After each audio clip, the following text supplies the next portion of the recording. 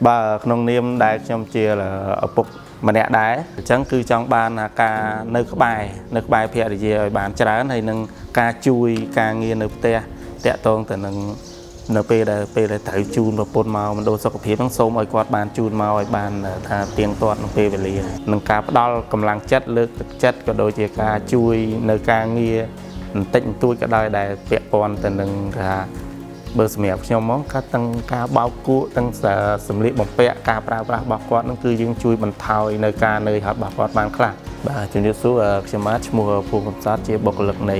mình đôi sau phía của vùng tây lại lứa sắp tới tuần này tí hàng chôn cổ lại IPC hôm nay hàng IPC dương bên đất lư đảo sầm khăn lư hàng là mày là không mình đôi sau phía chia cả lại nhờ bắt đầu sẽ vào sọc phía chun chia chốn là về để quạt miền bành hà sọc phía bờ sân là quạt mặt đỏ tí ní cái lại dương mình xa cái lại dương miền ca bằng co rục chán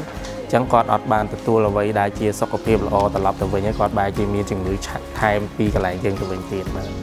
ba ca room chừng này bao nhiêu sầm hẹp con là về đại quạt màu mình đồ sọc phía khi dương bắt đầu cháy lên nơi chừng này đằng cho đôi chia biếpในការអនាម័យបើគាត់មានទីរុមានអីចឹងមុននឹងគាត់ចាប់កាន់កូនឬក៏របស់ប្រើប្រាស់អ្វីមួយគឺឲ្យគាត់លាងសម្អាតសំខាន់នេះគឺអនាម័យដៃនិងសម្ភារៈផ្សេងៗដែលនៅជុំវិញខ្លួនគាត់ពីព្រោះស្ត្រីដែលសម្រាប់កូនគាត់ងាយឆ្លងរោគជាងគេបាទងាយឆ្លងរោគហានិភ័យខ្ពស់ណាស់ពីព្រោះផ្លូវចូលនៃមេរោគនៅពេលដែលគាត់សម្រាលហ្នឹងគឺមានហានិភ័យខ្ពស់សម្រាប់គាត់ចឹងហើយបានជាទៀមទាសារៈសំខាន់កន្លែងគឺស្អាតហើយនឹងអនាម័យសម្រាប់គាត់នៅពេលដែលធ្វើការឆ្លងទន្លេបាទនៅក្នុងថ្ងៃ8មីនានេះសូមផ្ដាំផ្ញើសារទៅស្ត្រីទូទាំងប្រទេសដែលជាមេដាពិភពលោកបាទសូមកុំឲ្យគាត់មានការខ្មាស់អៀននៅក្នុងថា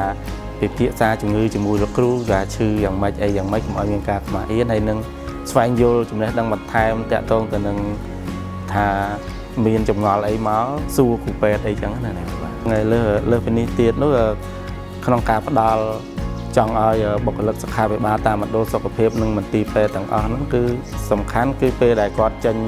ពីសម្រាលទៅវិញហ្នឹងគឺណែនាំគាត់អំពីអនាម័យ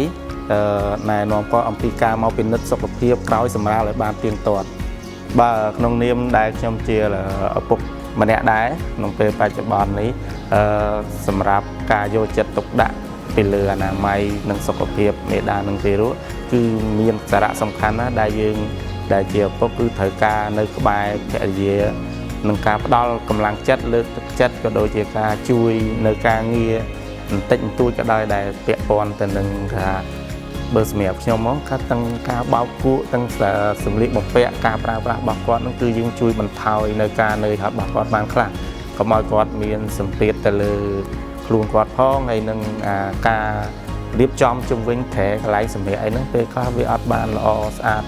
ត្រឹមត្រូវទេចឹងមានតែយើងជាឪពុកនឹងហើយដែលនៅហ្នឹងគឺត្រូវជួយមើលការខុសត្រូវហ្នឹងហើយអ្វីសំខាន់ជួយសួរនាំសុខភាពគាត់ជាប្រចាំតកតទៅនឹងការធ្លាក់ឈាមក្រោយសម្រាលតកតទៅនឹងការជិះចាប់និងជួយថាលើកដាក់គាត់បានខ្លះអ្វីដែលយើងទំនេរពីការងារហើយសំខាន់គឺពេលដែលមកជួបគ្រូពេទ្យវិញគឺត្រូវតែជូនគាត់មកយកទាំងទារកទាំងម្ដាយដើម្បីមកពិនិត្យសុខភាពរបស់គាត់ក្រោយសម្រាលបាទសូមសំណូមពរដល់បរិយាគ្រប់រូបដែរបាទនៅពេលគណៈនេះគឺសំខាន់ណាស់សម្រាប់យើងគឺมันអាចទុកគាត់ចោលឬក៏យើងធ្វើឲ្យពងើយកតោចបាទយើងត្រូវតែបង្កើនការងារយើងឲ្យរៀងច្រើនជាងមុនបន្តិចសម្រាប់គាត់ក្នុងកំឡុងពេលនេះបាទសូមអរគុណ